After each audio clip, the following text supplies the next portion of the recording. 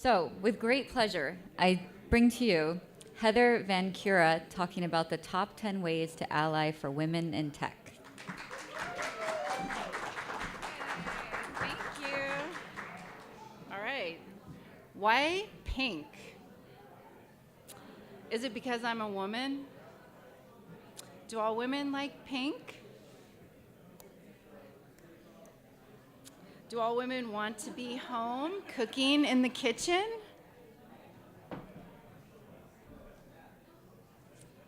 Do developers look like this?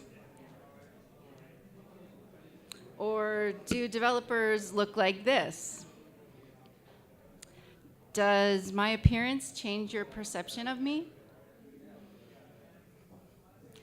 Does my appearance change my skills? So technology reflects the people who make it. And right now, women make up 52% of the population. Yet, women hold only 20% of tech jobs.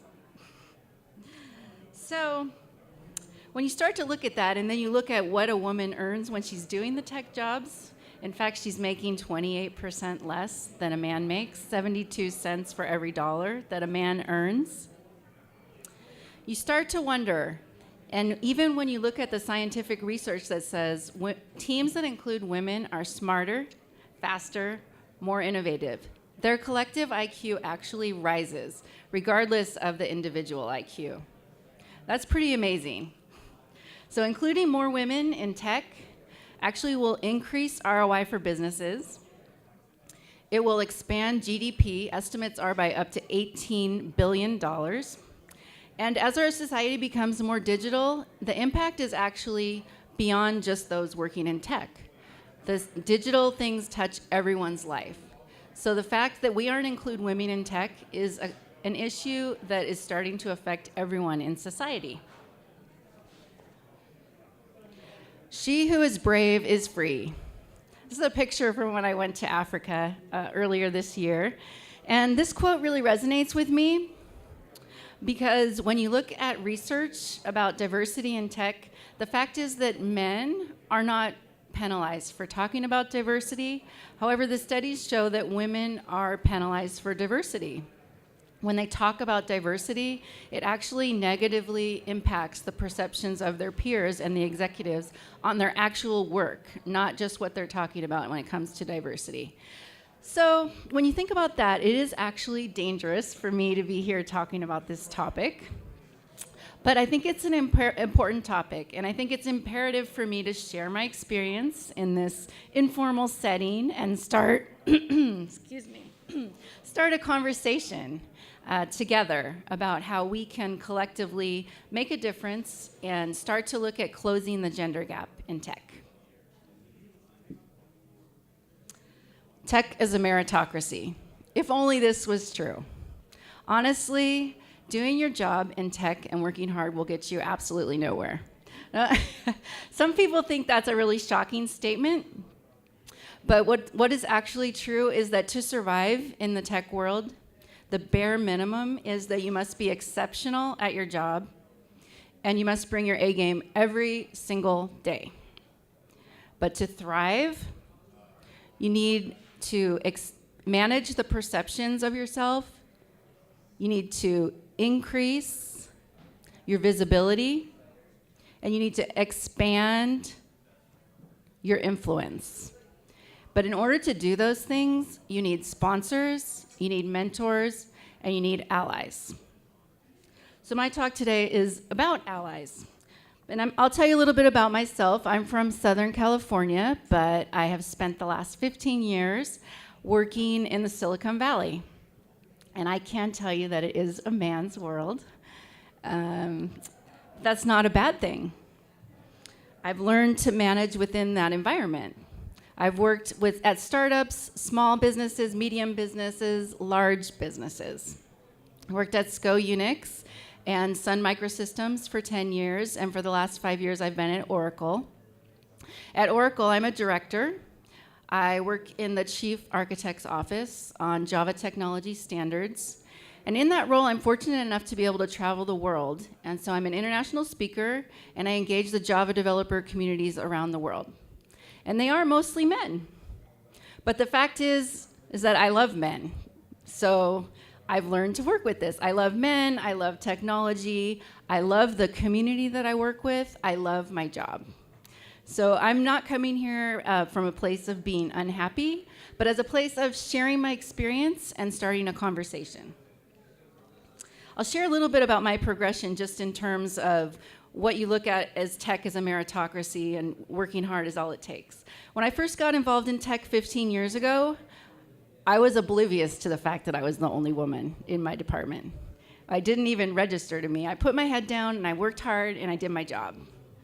But after a couple years, I started to recognize that working hard is not going to get me anywhere. I have to manage perceptions and operate within the world that I'm working in. And I had to learn ways to adapt. And then I went to a point where I was wondering, where are the women candidates? And I put quite a bit of focus into getting more girls involved in tech. And I'm still involved heavily in those issues. But in the last year, I've started to think about, well, I'm going to all these conferences. This seems like a societal, cultural issue. And what can I do to address that? So that's what I'm doing now, is thinking about the top 10 ways, starting a conversation about what are some ways that we can ally together. You know, operating in the Silicon Valley, I've been called a girl, approached as a date, questioned about my age, as in, what are you, like 9 years old? Pulled into conversations and debates about, can a woman really have it all? And where are your children now? Who's caring for your children? Implying that I should be there caring for my children, but I'm not. Those questions I don't see asked of my male colleagues. So I have a unique position. I have an inherent respect built into my position. So I don't face as many direct queries as a lot of the women that I work with when I see at conferences face. So I think I'm in a unique position to have this conversation and look at this issue facing our society. And that's why I choose to be here at Bill, because we're looking at creative ways to solve problems facing our society. And I think the power of community can help us create a change together. So starting with ally as a verb. Ally as a verb, to join, to unite, to support. So think of ally as a thing you do, sometimes, not a thing that you are. So that makes it action. Action's a big part of it. And you may feel a little bit like this kitten on my slide here. So it's awkward having these conversations, and you need to recognize it. But I can tell you from experiences that I have at conferences, for example, one conference in particular that stands out for me when men ask me what it's like to be at a conference as the only woman is FOSDEM, which is the largest free open source convention in the world. It's every year in Belgium in February, and there's a Java dev room there, which is where I spend the 2 days. And that is a room that seats 25 people, and it's packed with 50 men and no air conditioning and beer flowing the whole time, and most people not showering for 2 days. So that's a unique experience that's not for everyone. But I can tell you, being there, it can be a positive experience with the support of allies, people taking action and doing something to help me feel included and supported. So it can be done. So that's step number 1. 2, how to be. So I have some thoughts on how we can be, how we can talk about this subject so it isn't so awkward and uncomfortable. First of all, be simple. Practice short, direct responses. Second, sounds simple, but be kind. Don't make fun of people for being different from you. And third is another guideline, which is humor when talking about these topics can often backfire. So I say use humor when you talk about these topics with a little bit of caution. Be aware of assignment distribution. So assignment distribution is a phenomenon where you look at what types of jobs are you assigning to men and which types of jobs are you assigning to women. In some industries, this is easier to look at than others. For example, you might see housework versus real work. Housework in some situations would be scheduling meetings or planning parties or picking up the office kitchen or picking up the conference room after the meeting. Where in tech, it's pretty clear what the housework is versus the real work. The housework is managing the projects, and the real work is owning and writing the code. So it's really important to be aware of how these assignments are distributed and try to find some equality there. Fourth, create a friendly environment for you and those around you. The programmer culture. This is where I talk about the programmer culture. That's cool, right? Bill and Ted's Excellent Adventure, the bros. The only problem with that is if you aren't a bro, you're automatically excluded from that conversation. So look for ways that you can connect. It happens to be a fact that 41% of women leave tech after 10 years, but only 17% of men do. So one big change that we can make there is trying to make the culture a little bit more inclusive. So look for ways that you can connect, look for something that you have in common with that person who's standing on their own, and ask questions about their work. Speak up against casual sexism. I have a few examples here where you might see this. This can happen at conferences and work meetings or in online forums, particularly with developers. You see this. So you could see someone making a suggestion and it being ignored, and then maybe somebody else makes the same suggestion a couple of minutes later and claims credit for that. So what you can do as an ally there is speak up and see where the credit really belongs. Another thing that you often see in circumstances is interrupting. Again, to be an ally, you can speak up. That's the action when you see that happening. And on the other side of that, you can see reluctance from some people not feeling comfortable to contribute. You can draw them in to the conversation.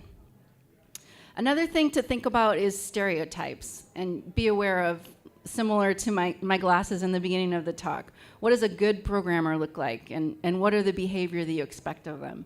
And how do nice women address problems in tech and gender diversity? Intervene. So sex is a particularly problematic topic for women in the workplace and at conferences, especially when alcohol is involved. So intervene if you hear inappropriate conversations going on.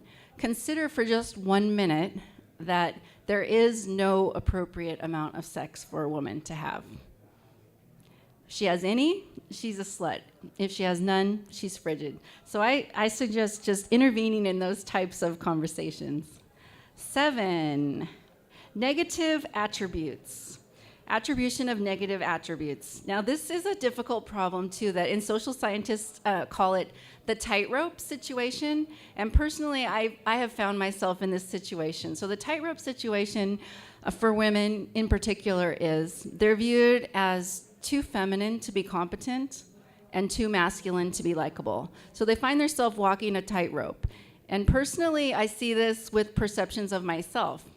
I see myself as brave, a brave, independent leader.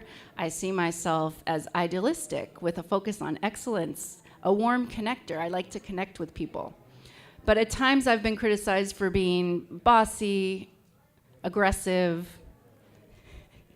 cold, yet flirtatious, and a technical prima donna. So just be aware of these double standards and try to filter out the criticism when you see it happening, especially in public. And the classic problem of abrasive used in performance reviews, you can be aware of this as well. Abrasive is often used to describe women in tech. Some research was done in 2014, published in Fortune, talked about the word abrasive being used 17 times to describe 13 different women in their research, but it never appeared in the reviews of the men. So just consider that when you think about negative character traits. Number 8 of the top 10. Norms level the playing field. So you can try to establish norms. And again, I've seen this in my professional career as well, where I've held myself back from certain positions or moving far ahead because I think I don't have all of the skills that it's necessary and that it's going to take. I want to have the skills before I apply for that job. But oftentimes what I've seen is a man will take the position and they'll learn on the job.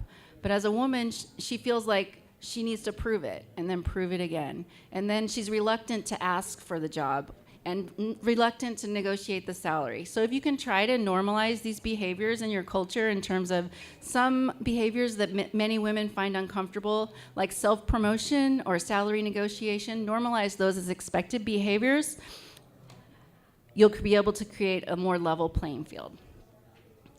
Unconscious bias. Number 9 is educate yourself. We all have unconscious bias, men and women. It's part of being human. We pattern match and we try to put things into categories. It's how we make sense of the world. But what I've found is it can be effective when I see it happening with myself, stop and share with someone else that you know. So stop and try to focus on what are the skills that this person has and what has actually just happened versus talking about what's my opinion about what just happened. So that's a good way to be able to filter out the bias, is stopping and sharing with someone else in your community. And the other thing that is really great for unconscious bias and can make a tremendous impact is mentoring someone who is different from you. Tomorrow happens to be Mentoring Monday, so it's a great time to go around. Try to find someone who's different from you and mentor them. You'll learn a lot, and so will they.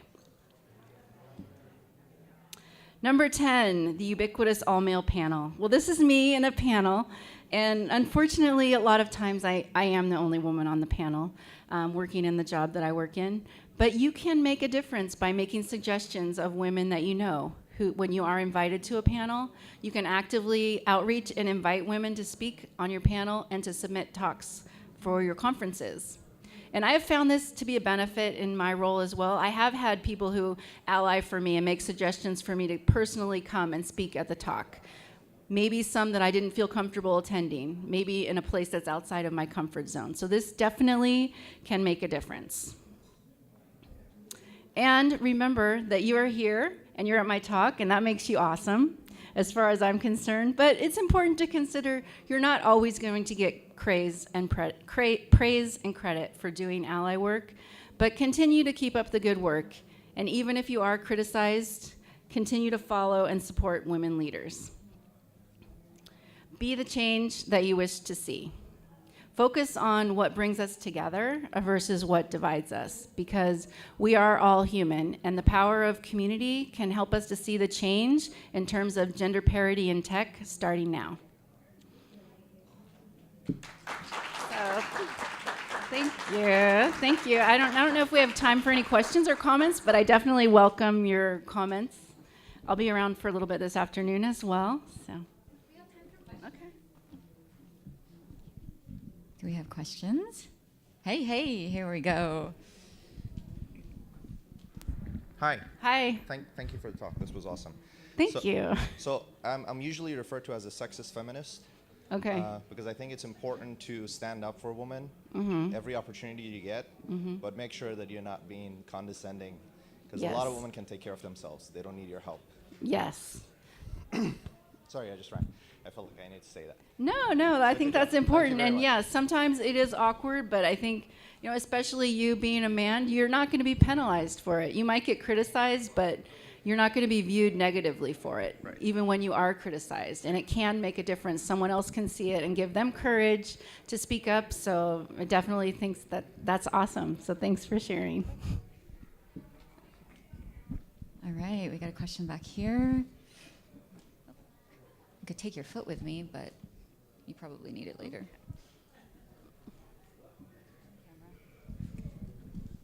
This is just more of a comment about the, I think you call it the tightrope walk.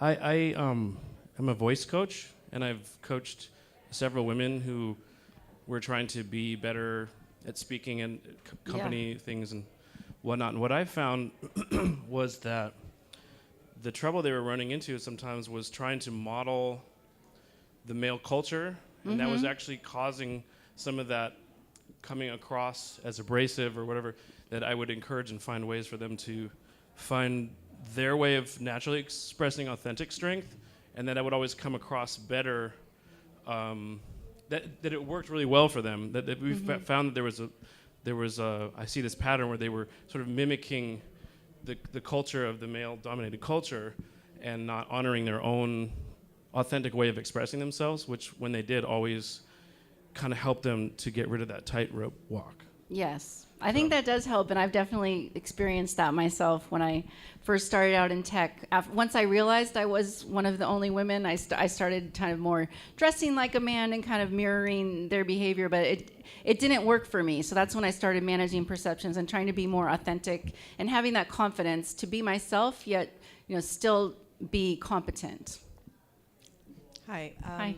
I'm from the Bay Area, and one thing up there I've seen starting to try to catch on is women who, if they're invited to be on a panel and they'll be the only woman, the theory now is they're supposed to decline and demand that there have to be 2 women on the panel or else they will refuse to serve.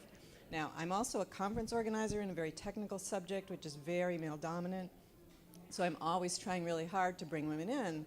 But if this catches on, it's going to make my job even harder. So I would request to women that this, let's at least get 1 on the panel, and then we'll build from there. But I don't think it's refusing to serve. I just personally would hope you don't do that. Yeah. Well, personally, I don't do that, but yeah, everyone is different, so yeah.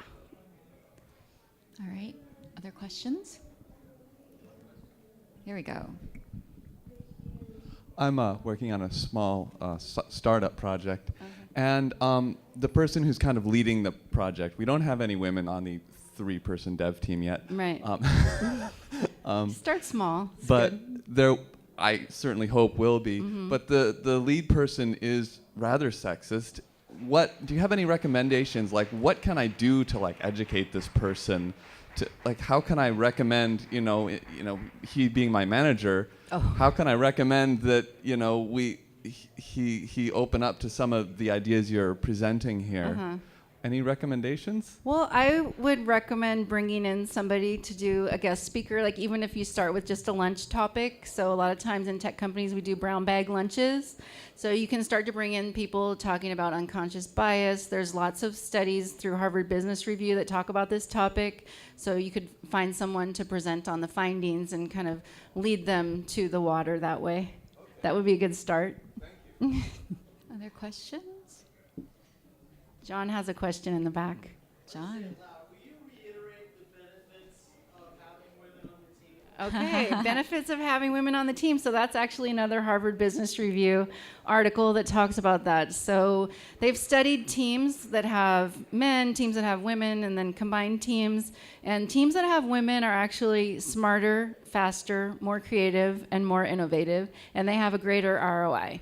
And their collective intelligence rises, regardless of whether the people on the team are smarter than the teams that have only a single-sex team member. The collective intelligence of having a mixed team of males and females actually brings the performance of the team up. All right. Thank you, Heather. So that's pretty cool, right? So that will help everybody and make more money and make everybody have more products that actually reflect the entire society. That's the other thing, is when I work with women who code groups, the apps and the ideas that they come up with are actually very different and impact people in different ways. So we're actually getting a more robust ecosystem around us if we include different perspectives. Absolutely. Thank you.